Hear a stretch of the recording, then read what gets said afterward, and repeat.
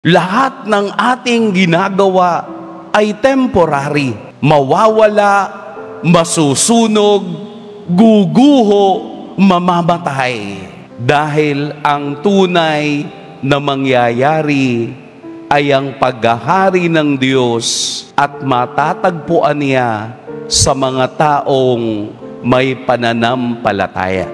Kaya nga po, sa dulo ng ating ebanghelyo, ang inyong pagtitiis ay tatamuhin ninyo ang buhay na walang hanggan. Kung sino ang nagtitiis hanggang katapusan, ang siyang magkakamit ng korona ng tagumpay. Ito po ang hamon sa atin sa ebanghelyo ngayon. Pilitin nating makuha ang korona ng tagumpay, ang korona ng kaligtasan.